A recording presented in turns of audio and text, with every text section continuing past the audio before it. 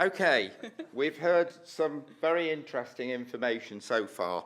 I'm going to take us on a different bit of a journey. I want to ask you something personal. How many of you have stayed at the Ritz in London? None of them.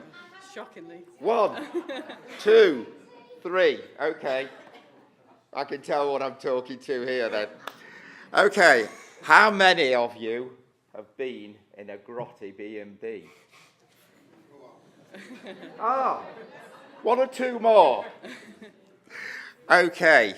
Well, this is really what I think sets my journey for CLL.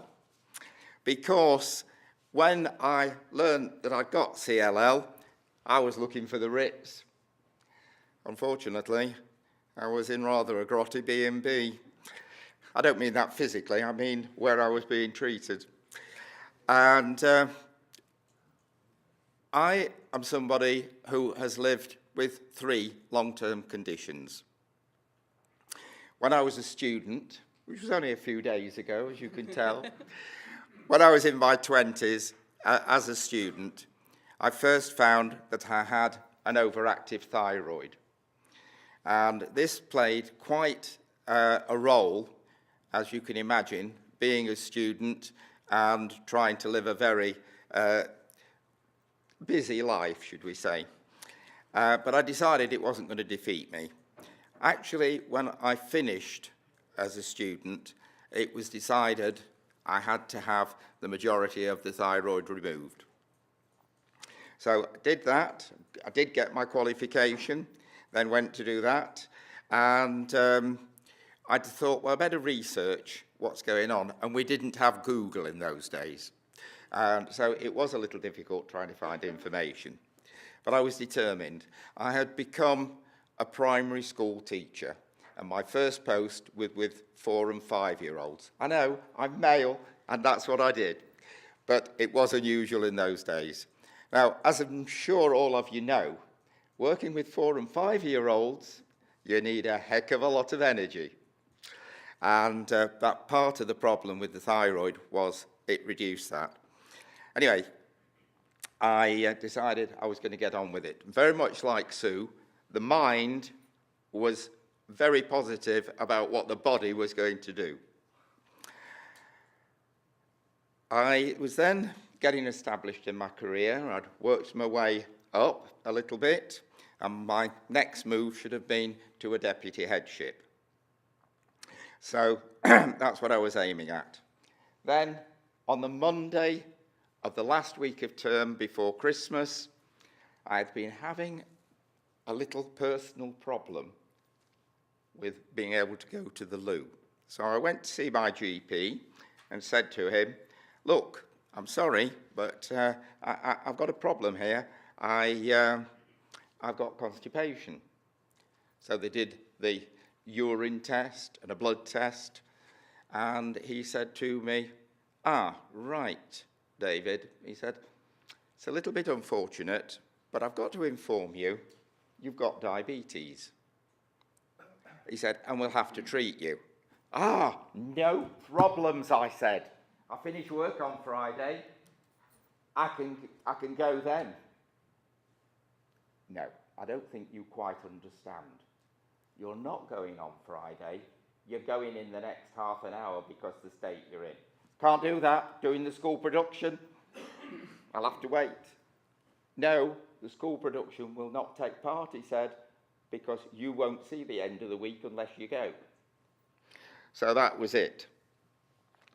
Sheer ignorance, as you can see. And I've lived with that medically for a long time. So off I went in the next half hour. Living with this condition did mean reducing life activities. And I was then 31, which is very unusual for type 1 diabetes to be diagnosed at that point. But I was determined I was going to succeed. I was determined I was going to take the opportunities because I wanted to be a deputy and then a head. And so, again, I started researching without Google, but it was quite difficult.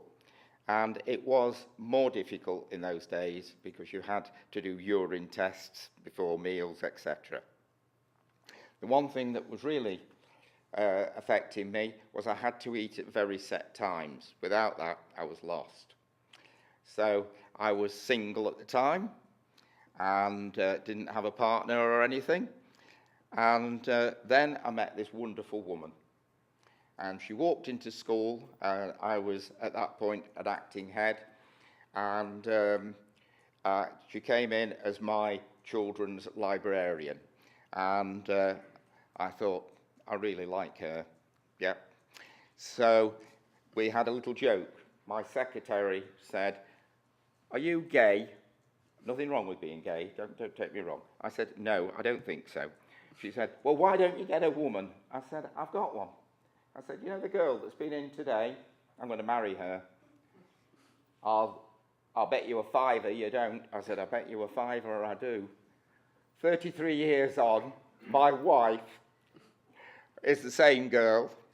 And the point of mentioning this is, as a carer, which she has been ever since we got married, in various ways, has been a fantastic support, and we've worked things through together. And I think that's a very important role. I mean, the number of you here today, I think, are carers, and your role is very, very important. So that's fine. I got on, and 2001, I found out my diabetes had taken a very nasty turn. And at that point, it was suggested I maybe have 18 months at most to live. We also had 2 daughters who were just into their teens, and I was determined that this was not going to happen. So by now we do have Google, and I was into research big time. Well, luckily I found out about insulin pumps and went down that road, and it made a huge difference. So we got on, and both physically and mentally, with Margaret's support, we got through. So obviously, as a type 1 diabetic, I had to have blood tests fairly regularly. And in 2016, after having my annual test at the GP's, I was referred to my local hospital to get, because they felt that we needed more knowledge about my blood. Now, I've already explained, I'm a medical ignoramus, okay? So why am I going to the hospital? Why am I going into haematology to have blood taken? Well, of course, it's the diabetes. There's too much glucose in it. And they're going to check it and see what they can do about resolving it. And this went on for about 18 months, every 3 months going back in to have blood tests. No one mentioned CLL, leukemia, anything. And I'm still of the line, yeah, it's because of my diabetes. And they're asking me what I'm eating. They're asking me if I take exercise, etc., etc. Well, why not? And on my final appointment at this hospital, this is my grotty B&B that I'm talking about, the consultant said, "Oh, right, you're raised." That was the word, "you're raised." What? My glucose has gone up? I don't think so. So he said, "No, nothing to do with glucose. When you're living with leukemia, you know that." What? As you can imagine, like Sue said, it was a heck of a shock. I had no idea. And the only thing I knew about leukemia was a very good friend had died very quickly with it, and she was only 49. Well, again, I just didn't know what to do. My daughter was going to get married in September 2018, and I wanted to be there. So I went back to the good old Google, researched, and found CLLSA. And we're holding a conference down here in Liverpool. So I thought, right, I shall see if I can go to that. And I must say, when I came to that conference, I seriously mean, I think it saved my life, because my whole thought process changed. When I was at my original hospital, they didn't even know I was diabetic. They had no knowledge about me, and what I was given was a little booklet, with due respect to leukemia care, one of their books. That's CLL, you can learn everything about it there. And I was shown out of the consultant room. When I came to the meeting, there was a number of staff there from the Royal, all of whom were very, very positive, and it was obvious that they save people. They treat people. They don't treat immediate death coming up. And that's, I'm sorry, but that is how I saw it. Anyway, I went back to my GP and said, I want transferring to the Royal at Liverpool, please. Okay, yeah. And that was done very, very quickly. And we then got an appointment and came. And from there, although I didn't meet Jane at that time, the people that we met at the Royal were so positive, they were so knowledgeable, and they cared. They didn't have patients. They had people, individuals that they were interested in. And that was a big difference. And so, as time went on, I was on watch and wait, and it was explained that if I needed treatment, that I could go through a standard style of treatment, but the Royal were involved with the flare research trial, and that if I was interested, I could go through that. Well, with my diabetes, I'd been through several research elements, and basically, at the points when we did that, and with having a pump, that had saved my life in 2001, 2002. So, yeah, I'm all for that. I'll go for that. And then, of course, unfortunately, it was decided, yes, I did need treatment. Jane will tell you about that. And that's when I met Jane, and we went forward from there into the trial. Mm-hmm. Okay, so I'm just going to rewind a little bit, and what I'm going to talk about is what I was doing in tandem with what was happening to David, really. So just to start, I've got a lot of slides, but I've got a few. This first one, really, just wanted to bring this up at the start, really, just to say, and hopefully echoes what David said, that really we try and see the patient as being at the centre of everything. There are a raft of people that kind of help people on their journey. Some of these people that you'll never actually meet, but they're integral to planning the care. And there are members of the team that you'll see all the time. So, for example, David will see either specialist registrar, consultant, and will always see, usually me, one of the research nurses when he comes to an appointment. There's also extended members of the team, so we have psychology service, we have counselling service as well. So I'll leave this slide up just while I talk through my side of David's journey, if you like. So hopefully you can see when and where the different people come in. So from our point of view, David first came to our clinic at the end of July 2017, and he was seen by a registrar at this time who ordered CT scan and some prognostic tests as well. So we do these to try and assess, really get a picture of what's going on with the disease at the time and help us work out what the right treatment might be if and when somebody needs it. So the results of these tests we then reviewed in an MDT in the early September.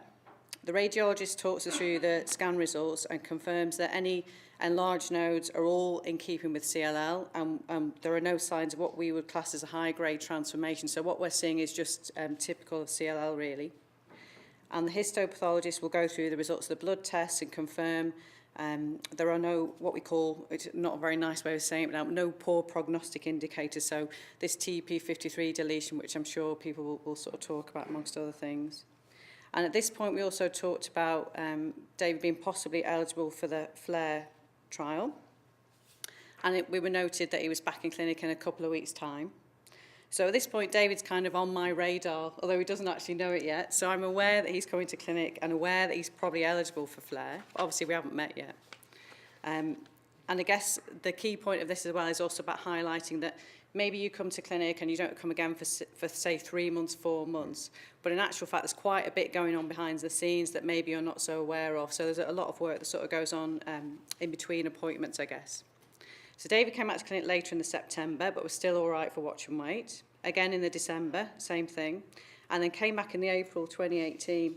And by this time, it was felt by the consultant that saw him at that time, he was in this treatment window, as they like to call it, really. And this is a thing that can be difficult to assess. There's no right and wrong answers to this, and it should be a joint decision, really, between a patient and the team as to when you're ready for treatment and what that treatment should be. And sometimes we see people, and yes, you could start treatment now, but actually you want to wait 6 months because you have a wedding coming up or something important coming up. So it's got to be a kind of a dialogue, really, about when's right to start. So I met David at this appointment for the first time and then posted him out some information on the FLAIR study. So he'd have plenty of time to read it before his next appointment. And there was also another CT scan ordered at this point just to see what had changed from the previous August. So it comes around to June, and David came back to the clinic to see the consultant and myself, and we discussed the fact his lymphocyte count had doubled in 6 months, the haemoglobin was starting to come down, CT scan showed the nodes had grown from the previous year, which was expected, really. But more significantly, he was tired and his exercise tolerance had reduced. The diabetes was playing up a little bit as well at that time. We thought maybe these two things were linked. So he signed the consent form for the study, and then later that month, it came back for a bone marrow test and the rest of the screening test to complete. And he was then randomised, went through all the screening tests, randomised to receive ibrutinib and rituximab on the trial. There was 4 different choices at that time. And we commenced treatment in July 2018. And at that point, we had a chat about delaying the 3rd cycle to make sure he was well enough to go to his daughter's wedding. And I'll hand back to David now. Okay, that was my greatest worry, you know, as the father. But that worked well. We just put it back another week and went through that. As it was explained to me, there was a lot of information given to me about the trial, about the side effects that could occur, and all the information I was given was very, very useful because that helps you make the right decision. And it was good because I was able to go back and discuss it with people who had that knowledge. And I felt very, very positive about going on the trial because of the personnel that I'd dealt with. They were knowledgeable. They would not allow me to get into any dangerous situation.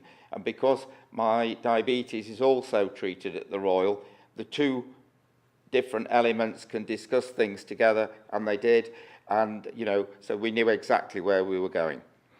So, at each consultation I went to, we reviewed how I was and any problems that I may have had and may have arisen, and given reassurances how to deal with the effects. I soon realised that my energy was beginning to return, and that was excellent because I really enjoy walking. And I could both undertake physical and mental tasks a lot better because we think of this as a physical ailment, but actually I found that I couldn't think things through clearly as well. And I don't know whether that was because my diabetes was playing along with this or what, I don't know. But anyway, that's what I did find. The main problem that I found experienced was the issue of bleeding. You may see I've got looks like I've cut myself here. I was finding that I was sprouting blood all over the place. I'd only touch something like this, and maybe if you got a clip on it or something, and blood would be spurting out. I've had a lot of problems with my nails, my hand nails, not my feet, but my hand nails splitting top to bottom, and that has caused a lot of problems. I'm using cream, etc. And mainly, after about a week to 10 days after each treatment, I experienced a lot of itchy skin on my legs and on my body.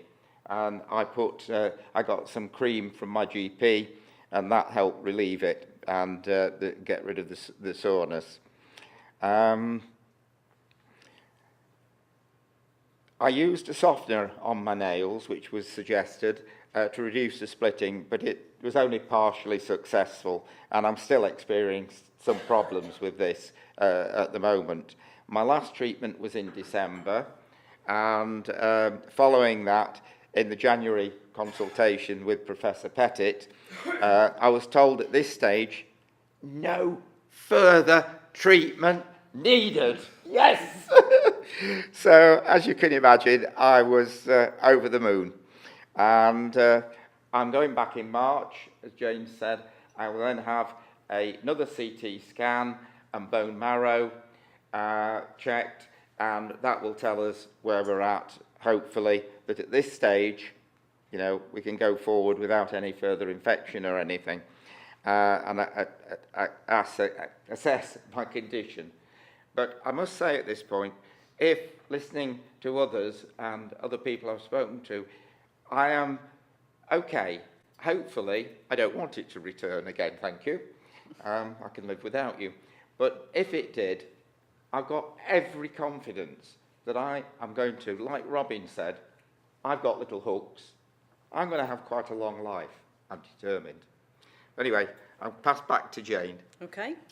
So I just wanted to talk a little bit more about the actual trial that David's on, and a little bit more about what me and Darren and other sort of research nurses do in terms of our side of things, I guess, really. So, FLAIR stands for Frontline Therapy in CLL, Assessment of Ibrutinib-Containing Regime. So I think sometimes the doctors get a word and then try and make it fit, basically. They get a nice jazzy word, try and make the title fit. So basically it's looking at a comparison of the FCR, which I know people have mentioned already today, so the fludarabine, cyclophosphamide, rituximab, so your gold standard really right now for what works for CLL, comparing some of these newer drugs up front against that. So when we look at someone for a trial, there's a number of things you look at. Now, originally, I'd made these slides quite small. I was going to skip across them, but John rightly pointed out that people might actually want to read them. So that was a good idea, really. So there's a list of things that people have to have, and there's a list of things that you cannot have. So our job, really, is to work through that entire list and make sure that somebody fits it. And the top line's quite important. So there's no waivers. You have to have everything or not have everything. There's no, they're okay except for this one thing. You have to meet it completely. So there's with this one in particular, so there are age specifications, as there often are with the studies. Obviously, you have to have CLL. This is quite important as well, so there has to be a reason to treat it. So if David doesn't mind being the guinea pig again, so in David's case, so we had this, the progressive lymphocytosis, so that number 4 on the list. So the lymphocyte count doubling, more than doubling, I can't speak now, more than doubling in a 6-month period is what I'm trying to say.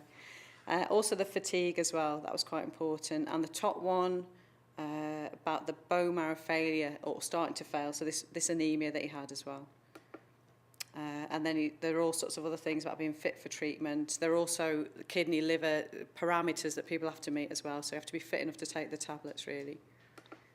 And then things that you can't have as well. So it talks about this Richter's transformation. So that's CLL, the CT scan in the beginning that we were looking at. So you're making sure there's no obvious signs of a big lymph node somewhere that might be suspicious that it's not just CLL, it's turning into something else. And then also talks about this P53 deletion, which I know quite a few people are probably familiar with. So again, that's the prognostic indicators we talked about before. So the reason for that is because you wouldn't give FCR. If somebody had a lot of P53 deletion, you can't give FCR. It just doesn't work. So you'd be looking at other treatments up front. So there'd be no point sort of going ahead with the study. There's also a lot about not getting people pregnant or being pregnant yourself. I didn't have that worry.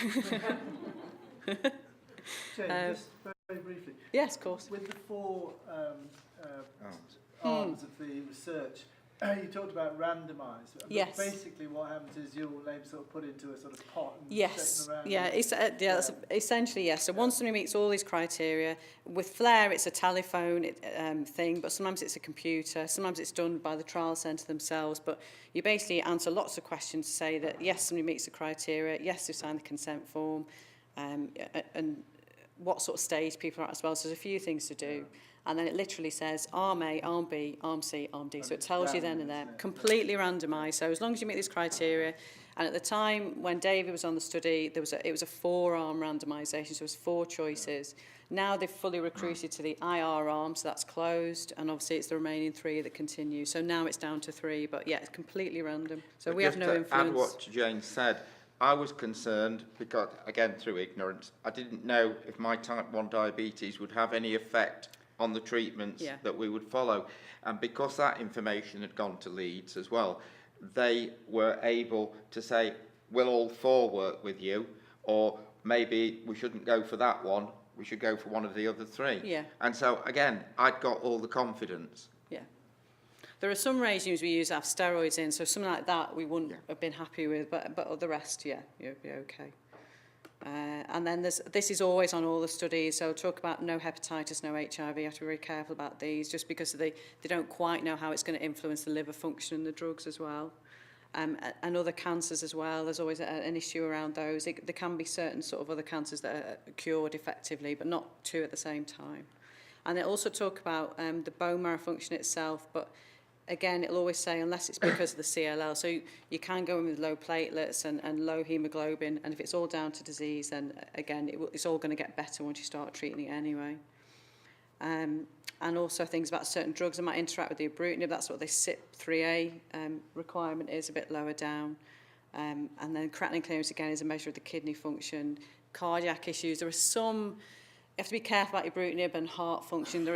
It can sort of cause an arrhythmia, so you have to be a little bit careful about people's initial sort of health before you start taking it as well. And then this last slide, this hasn't... Actually, it's better up there than it is on here, actually.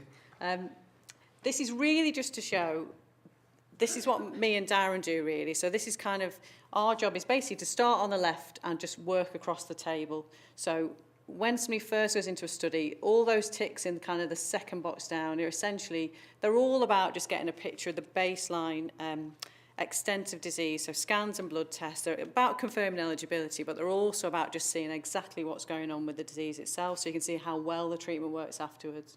And we are with David, so we're almost at this 3 months post-completion, and we're about to the bone marrow and the CT scans, and then it's just going to be routine follow-up every sort of 6 months, 6 to 12 months after that, really. So this looks terribly busy, and it is, but actually it all makes a lot of sense. It's basically just working yourself from one side to the other. Okay. As you can tell, there's a very, very positive way of dealing with CLL within this department. And at every stage I was consulted, I was given clear information about the positives and the negatives of both my condition and the treatment. It was this positive approach for me that helped enormously with the psychology of the process. And I must say, I am absolutely elated with the way I've been treated and how I'm going forward. And okay, if I have to come back to Jane again, maybe, hopefully, not in the next 2 or 3 years, but a bit longer, I'm not worried, because I know that we can work together and go forward. Yeah. Thanks very much.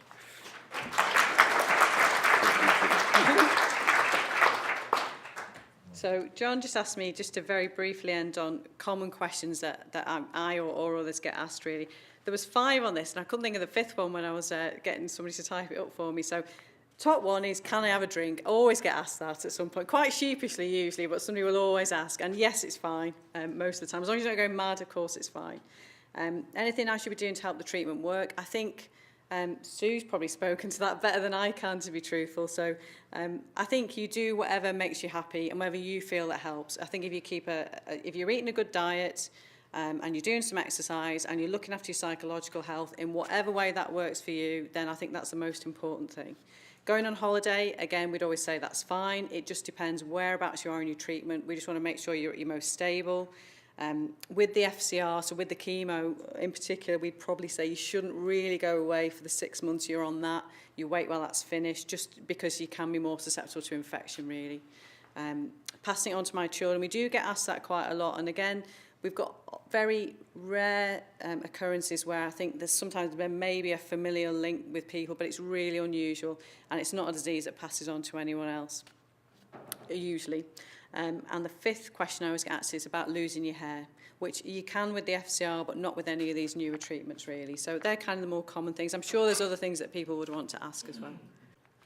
We've been very positive so far. I'm going to just give you one negative. The worst thing she said to me on this trial. This is unscripted, so I don't know what this is. Eating any orange marmalade. Oh, yeah. And as I used to make it, I was a bit down on that one. Yeah, that's but true. We're living with lime and lemon now. Thank you. Okay, Nice, thank you.